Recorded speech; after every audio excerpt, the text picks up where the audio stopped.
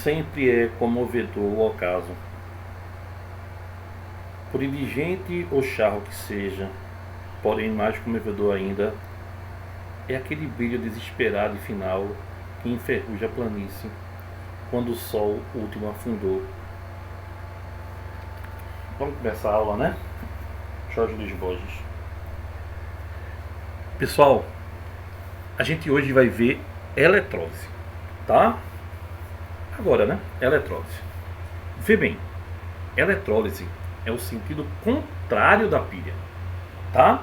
A pilha, a gente acabou de ver que era um processo espontâneo, onde a partir de uma reação de oxirredução, a gente tinha a produção de corrente elétrica. A eletrólise é uma reação não espontânea, tá bom? Ela é não espontânea. Se ela não é espontânea, primeira coisa, lembrar do ΔG. O que é ΔG? Energia livre ou de Gibbs. Tem 3 valores para a energia livre ou de Gibbs. Se ela for maior que zero, o processo é não espontâneo. Se ela for menor que zero, como era na pilha, ela é espontânea. E se ela for igual a zero, ela está em equilíbrio. Então a eletrólise é um processo não espontâneo, ΔG é maior que zero. Tá? E por que ela é não espontânea? Porque a partir da corrente elétrica eu vou ter uma reação de oxirredução. É o contrário, tá? E aí, pessoal, lembrem-se, ânodo continua tendo oxidação. Só que agora ele é o polo, olha, positivo. Eu inverti o polo, tá? É onde você vai ter o quê? Ânodo é aquele que atrai o ânion, tá? Já o cátodo continua a redução. Continua consoante com consoante, vogal com vogal. C de cátodo, R de redução. Só que agora o cátodo é o polo negativo. Eu inverti o processo. E ele atrai o cátion. Então entenda que na eletrólise você vai ter uma estranheza inicial que é assim. Por exemplo, sódio. Sódio é da família 1A. Estou dando um exemplo. Sódio é da família 1A. O grande desejo do sódio é perder um elétron e virar Na+, porque ele fica estável. Então, quando você agora tiver o Na+, sabe o que é que vai acontecer? Ao invés dele ficar lá estável, você vai dar uma corrente elétrica para tirar o elétron dele. E fica que maldade. Então, quem tendia a oxidar, agora vai reduzir a pulso, porque é não espontâneo. E quem tendia a reduzir, agora vai oxidar a pulso. Então, agora a reação é contrária à lógica, tá bom? E aí, pessoal, a eletrólise, entre outras coisas, é uma maneira de se obter a substância pura que não tem na natureza, tá? Se eu pegar, por exemplo, sal de cozinha. Tu sabia que sal de cozinha, cloreto de sódio, é NaCl, ali tem íons sódio e íon cloro. Mas se eu te disser assim, vai lá na cozinha e pega o sal de cozinha e separa pra gente em sódio e cloro, em gás, cloro e sódio, tu vai conseguir? Vai não. Então, pessoal, ali não tem gás cloro e o metal sódio. Ali tem o íon sódio e o íon cloreto. A eletrólise é uma maneira de eu pegar a substância, o NaCl, e tirar dele o que originou, o sódio e o gás cloro. Gasta muita energia. E pode acontecer de 2 maneiras. A primeira é a mais direta, é a eletrólise ígnea. Ígnea quer dizer o quê? Ausência de água. Então, a substância está fundida. Imagina o que é tu pegar sal de cozinha. Eu estou pegando o exemplo do sal de cozinha, que é o mais conhecido, né? E fundir ele. O ponto de fusão dele é 801 graus. Vai gastar muita energia. É um processo caro. Então, o que é que vai acontecer? Quando ele for fundido, ele vai dar Na+, Cl-. Legal? Legal. O Na+, pessoal, migra para o polo negativo, mais vai para o negativo, e é reduzido para Na0. O Cl- vai para o polo que agora? Vai para o polo positivo para virar Cl2. Então veja, partir de Na mais Cl- para chegar no metal sódio, que é claríssimo, e chegar no gás cloro, que é muito usado no dia a dia. Né? É só olhar, água sanitária, todos os produtos de limpeza, tudo tem cloro. Então olha para aí, veja. O cátodo, certo? Continua o que, pessoal? Olha aí, ó, no cátodo você vai ter Na+, ganhando elétron, virando sódio. Continua sofrendo redução, tá? Só que agora o cátodo é o polo negativo. O ânodo vai continuar tendo o quê?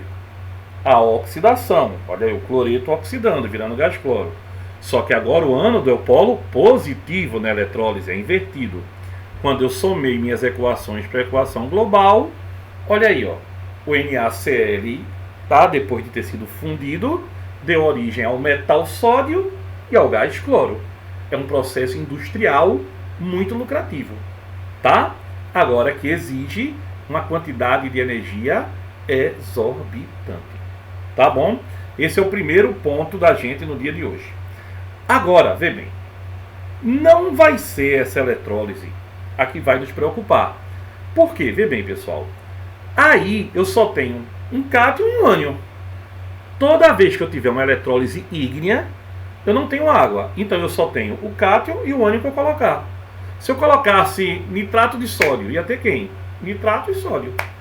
Se eu colocasse cloreto de cobalto, ia ter o quê? Cloreto e cobalto. Então a eletrólise, quando ela é ígnea, ela é direta. Tá? O metal vai reduzir, o não metal vai oxidar, acabou a questão. O problema é quando for em solução aquosa.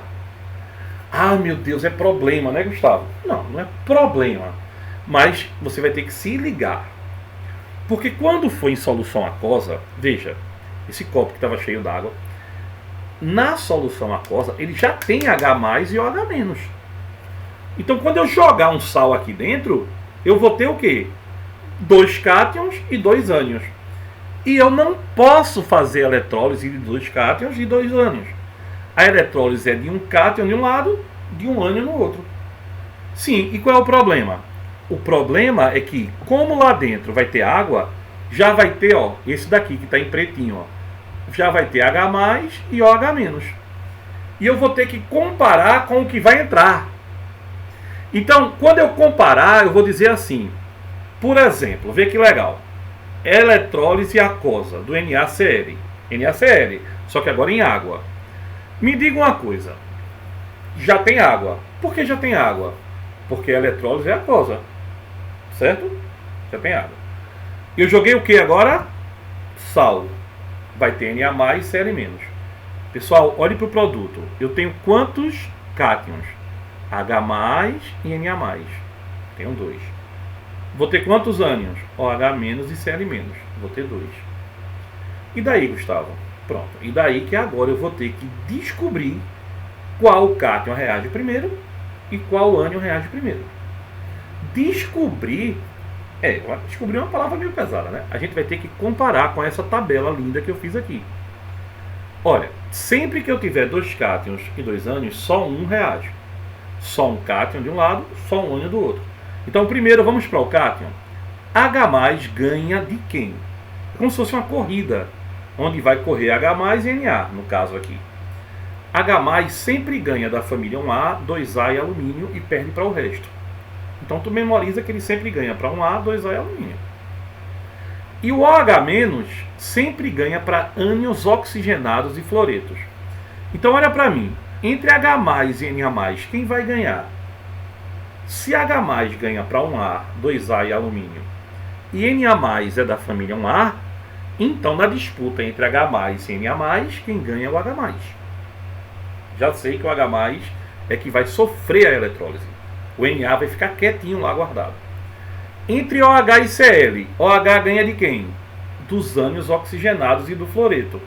Cloro tem oxigênio? Óbvio que não. Então, entre OH e Cl-, quem ganha é o Cl-. Então, eu já sei que vai ganhar H+ para o lado do cátion e vai ganhar quem? Cl- para o lado do ânion. Quem é que não vai sofrer a eletrólise?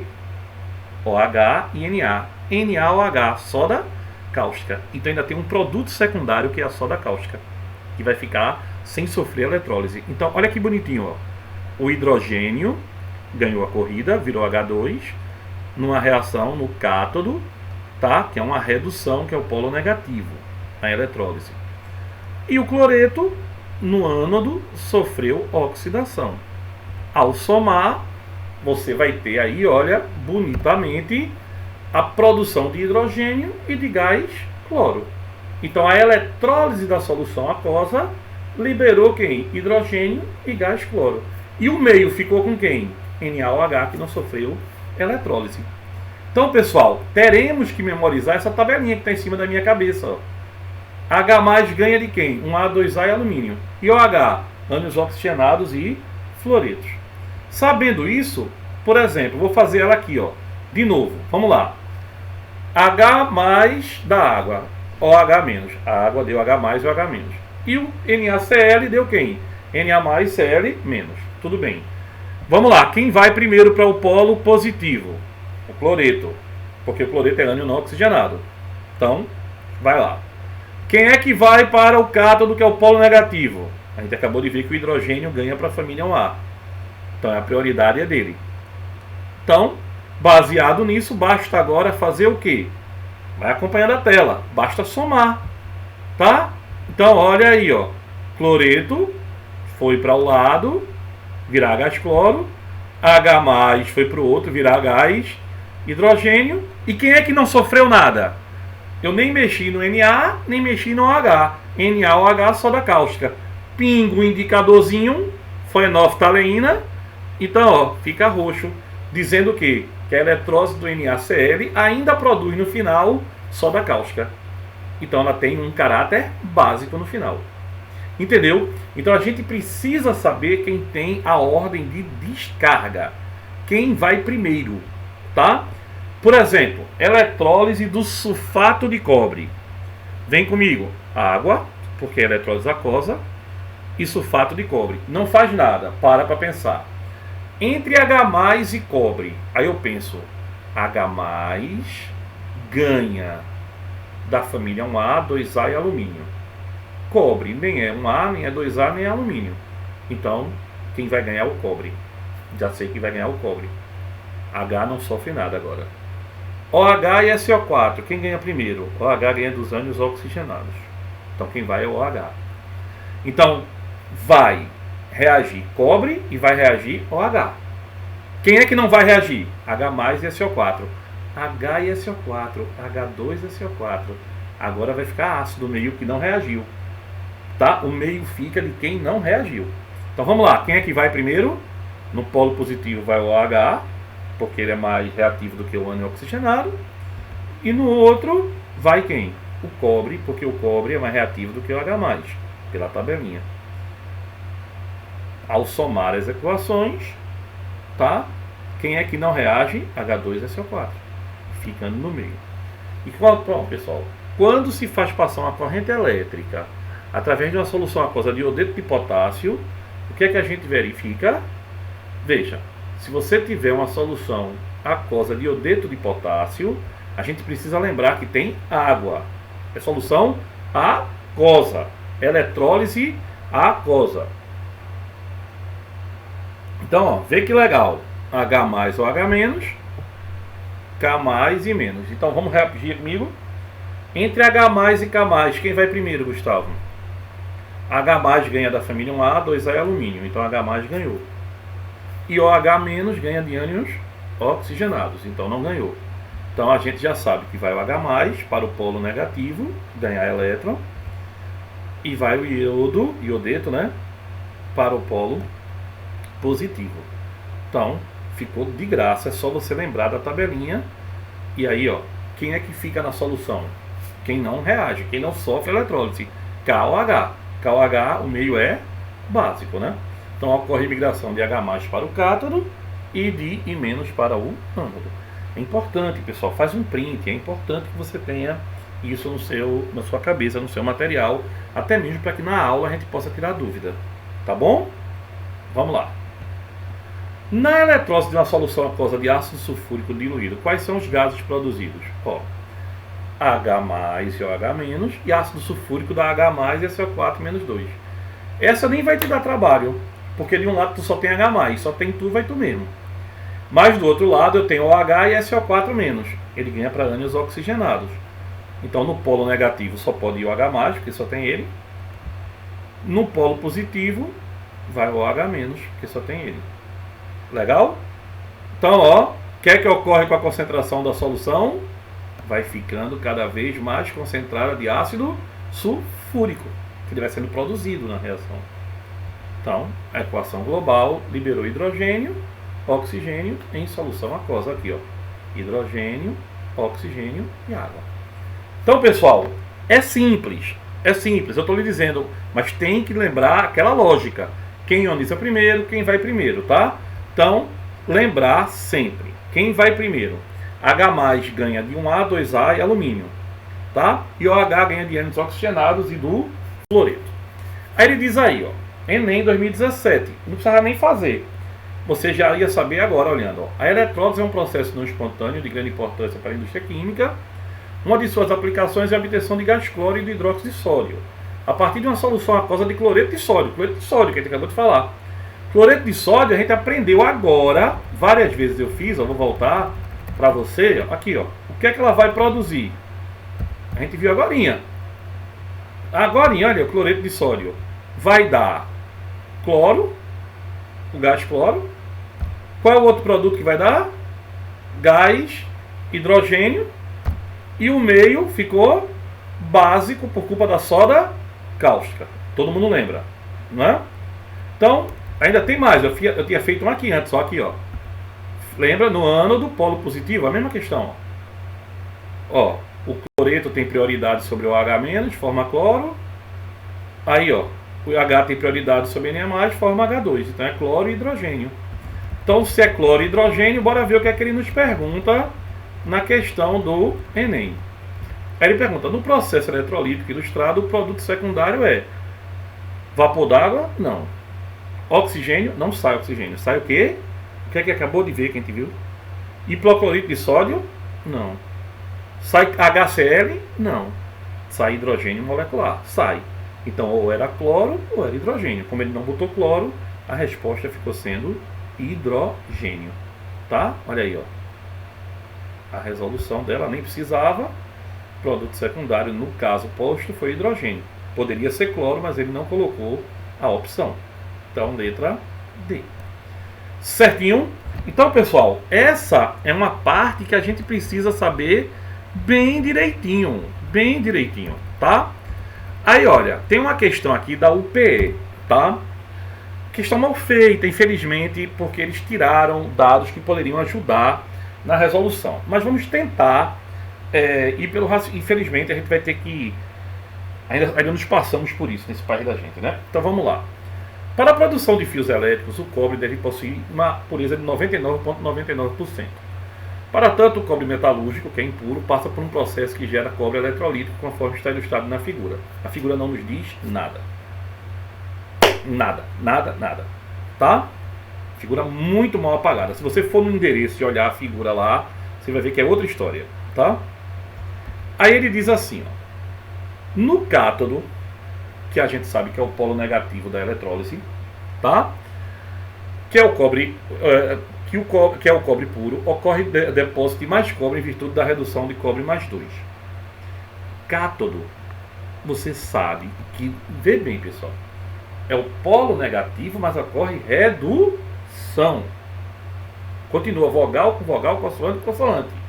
Então, no cátodo, o cobre mais 2 ganha 2 elétrons, vira cobre 0. Então ele vai inserindo ali. Então vai haver depósito de mais cobre, sim. É verdade. Tá? No 2, vê. A corrosão faz a solução aumentar a concentração de cobre mais 2, que é atraído para o cátodo, formando cobre metálico livre das impurezas. Pessoal, raciocine comigo, desculpa. Vê. Você tem na corrosão de 2, ó. Quando você tem esse processo aqui dele, tá? O cobre mais 2 vai ganhando elétron, vai virando cobre 0. Então, à medida que ele oxida, ele reduz, tá? Então, essa proposição é verdadeira. A terceira, uma solução de sulfato de níquel aumenta a deposição de cobre no cátodo. Não. A presença de uma solução de sulfato de níquel irá dificultar a deposição do cobre puro no cátodo, pois vamos ter 2 cátions e 2 ânions. Lembra que eu falei? Eu vou ter cobre e vou ter níquel. Então os dois vão disputar quem chega primeiro. Eu vou ter que ver quem é mais reativo. Logo, isso vai atrapalhar ao invés de ajudar a reação. 4. O ânodo, que é o polo positivo, existe a oxidação do cobre metálico. Verdadeiro. Ânodo, oxidação. Tá? O cobre, que não era para oxidar, porque ele é um metal mais para nobre, termina oxidando. Então, 4 é verdadeiro. Então, pessoal, a questão da UPE é a resposta a letra B. E ficou meio que na adivinhação. O ruim da UPE ainda é isso. É que às vezes a gente tem que adivinhar o que é que ele está perguntando. Tá? Aí a questão fica dúbia. Essa questão eu tirei dúvida na sala. Acho que foi pelo WhatsApp que eu tirei dúvida dessa questão. E aí veio, pessoal, eu queria falar de uma coisinha. Corrosão. Eu ia dar uma aula só sobre isso agora, mas como a gente ainda tem aqui um tempo, eu vou aproveitar. Tá? Queria que vocês dessem uma lida sobre isso bem legal. Corrosão é um processo de oxirredução, obviamente, né? Então veja, lembre-se, metal com maior potencial de oxidação, oxida. Então, o ferro, por exemplo, vai virar ferro mais 3, perder 3 elétrons. Redução, o zinco vai ganhar 2 elétrons, virar zinco 0. Eu quero que você entenda que o metal mais reativo, isso é importantíssimo, tá? Ele tem maior tendência de perder o elétron. Então, entre ferro e zinco, quem é mais reativo? Aquele que tiver maior tendência de perder elétron. Certo? Então, o ferro, ele tem um potencial de redução menor do que o potencial de redução do zinco. Tá? Ó, o ferro, para virar ferro mais 3, ao oxidar, ele vai ter um potencial, tá, de menos 0,036.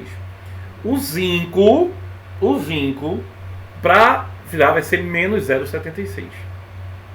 Tá? Então, quem tem metal mais reativo tem maior tendência de doar elétrons. Esqueça valor. Quem tem maior tendência de doar elétrons é sempre o metal mais reativo. Tá? Quem tem tendência de oxidar é sempre o mais reativo. E, logicamente, se ele vai dar elétron, ele vai oxidar. Se ele vai oxidar, ele é o agente redutor. Tá? Então, metal mais reativo, maior tendência de doar elétrons, agente redutor. Não esqueça esse detalhe. Para isso, existe um tal de eletrodo de sacrifício ou metal de sacrifício. Acorda que isso é importante. Isso é chamado de proteção catódica. Isso cai muito em prova. O que é uma proteção catódica? Eu vou colocar em contato com um objeto feito de ferro-aço outro elemento, outro metal, que deve possuir um potencial de oxidação maior que o de ferro. Então imagine que esse copo é de ferro e eu não quero que ele enferruje. Eu não quero. Eu sou engenheiro, eu vou colocar um encanamento de ferro embaixo da terra e eu não quero porque que ele oxide, vai vazar, vai dar problema, vai acabar com a rede. Então, junto dele eu vou ter que botar uma proteção catódica. Ou eu vou pintar com alguma substância, ou eu vou colocar alguém que tem um potencial de oxidação maior que oxide no lugar dele. Por isso que o nome é metal de sacrifício. O cara vai se sacrificar no lugar dele para protegê-lo. Então olha aí, ó, oxidar-se no lugar dele, daí o nome eletrodo de sacrifício. Tá? Ele vai se sacrificar. Então eu tenho ferro e magnésio. Olha aí, ó, ferro ganhando elétron, magnésio ganhando elétron. Olha o potencial do magnésio lá embaixo. Quer dizer o quê? Que o magnésio não vai ter tendência de ganhar. Ele vai ter tendência de perder. Então, entre ferro e magnésio, como o magnésio tem maior potencial de oxidação, ele é que é o eletrodo de sacrifício. Ele é que é o mais reativo. Ele é que vai perder o elétron. Ele é que vai proteger o ferro. Então, o eletrodo de sacrifício, que faz a proteção catódica, deve possuir o maior potencial de oxidação para oxidar no lugar do outro. para proteger o outro, tá? Então, o magnésio é o metal de sacrifício, tá? Não esquece esse detalhe. Por quê, pessoal? Porque existe outro chamado revestimentos. Por exemplo, zarcão é usado para revestir peças metálicas, tá? Zarcão é uma mistura, uma tinta, é uma suspensão de óleo oleosa de chumbo com um óxido insolúvel, geralmente, que você pinta para proteger. Por exemplo, quando você compra uma latinha de alimento, de ervilha, de conserva, tá? Chamada folha de Flandres. Essas latas são usadas como embalagem, tá? Ela tem uma lâmina de aço coberta com estanho por dentro. E aí o estanho, ele é um revestimento. Ele protege, ele não vai oxidar.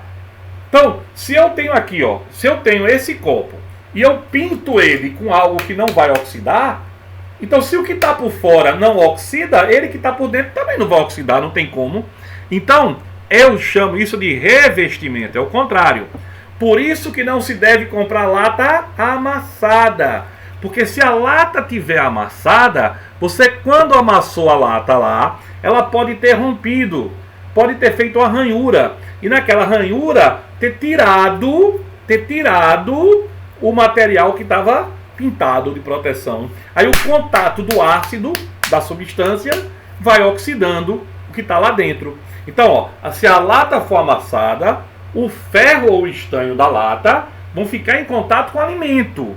Sendo que o ferro vai se oxidar primeiro, nesse caso, que ele vai estar exposto, tá? Então, se comprar alimento enlatado, não pode estar amassada. Não é charminho não, isso é sério, tá? É saúde pública e é prova de vestibular, tá bom? Então, olha, e por último, uma coisa que é muito importante, galvanoplastia. Pessoal, galvanoplastia tem vários nomes, tá? É o chamado, por exemplo, banho de ouro, banho de prata, banho de níquel. Vê, você pega lá, ó, revestir uma peça metálica com a camada de um metal, que a gente diz, olha, isso é banhado a ouro. Você já deve ter ouvido muito isso, né? A eletrólise ocorre em solução aquosa, é uma eletrólise, tá? O ânodo, eletrodo positivo da eletrólise, é constituída por uma placa do metal que vai revestir a peça, tá? Que vai revestir a peça, tá? Então, ouro oxida, ó, lembra que eu falei? O ouro vai oxidar para ouro mais 3, perder 3 elétrons. Aí, pessoal, a solução aquosa, que está lá dentro aqui, ó, cheia de ouro mais 3, eu boto uma bateria, e ele tem que ter um sal de ouro aqui dentro, cloreto de ouro, nitrato de ouro, e ele começa a puxar o ouro mais 3. Ouro mais 3 vai ganhando elétron, vai virando ouro 0. Olha que interessante, ó, o ouro que oxidou é o mesmo que reduziu, é um ciclo. E aí ele vai saindo da placa e vai prendendo na outra, saindo da placa, prendendo na outra, saindo de uma placa, prendendo na outra. Então, quando ele vai fazendo isso, você vai revestindo. O cátodo, que é o eletrodo negativo, é formado pela própria peça que quer revestir. Isso aqui é um esquema que você tem que ter na sua mente. Eu vou mandar para vocês esses esquemas. Tá bem? A galvanoplastia é pegar o ouro, tirar de uma placa e jogar na outra. Tirar de uma placa e jogar na outra através, ou ouro, ou prata, ou platina, através de uma eletrólise. Tá? Olha aqui, ó. Solução, ó. Nitrato de ouro e ouro. E aqui, ó. Metal que pretende revestir. Ele vai saindo da solução e vai prendendo na outra. Tá? Então, ó, o tipo de galvanoplastia sempre está associado ao metal que foi utilizado para redescobrir a peça. Aí tem uma cromagem, se for cromo. Prateação, se for prata, douração, se for ouro, niquelagem, se for níquel, zincagem, se for zinco, estanhagem, se for estanho, cadeamiação, se for cádmio, e assim vai, tá? Outra coisa, obtenção de cloro, de ácido clorídrico e de hipoclorito de sódio na indústria, tá? Cloro, ácido clorídrico e hipoclorito de sódio são obtidos a partir da eletrólise de cloreto de sódio, tá? Olha aí, ó, esse é um esquema. Vestibulares adoram esquemas, tá? A eletrólise de NaCl libera hidrogênio, cloro e soda cáustica, que eu mostrei no começo da aula, tá? Produzindo ácido clorídrico, e você pode fazer a produção do hipoclorito de sódio. Você tem que saber isso. Isso é informação, tá? Isso é indústria, né? Infelizmente. E o refino eletrolítico do cobre. Ó, o cobre usado nos condutores elétricos, cobre de fio, que a turma rouba até do metrô aqui, deve ter uma pureza elevada para ter menos resistência à corrente elétrica passar. Então, o cobre obtido na metalurgia não possui esta pureza, sendo necessário um refino, ele tem que passar por eletrólise, por isso que ele é caro, por isso que a turma rouba ele, tá? Então, ó, tem aí ó, uma cuba eletrolítica contendo uma solução aquosa de sulfato de cobre, o cobre metalúrgico contém impurezas colocadas no ânodo, e o cobre eletrolítico, que vai ser o bom, com 99,9% de impureza formada no cátodo. É praticamente 100% puro, né? Então a eletrólise é uma maneira de se obter substâncias puras, tá? Eu vou colocar esses mapinhas mentais para vocês. Então, pessoal, como eu tinha falado, as nossas aulinhas vão ser em torno de 30 minutos, esses lembretes semanais, e depois nos encontros a gente tira a dúvida, tá? Beijo para todos vocês, tá? Até mais tarde.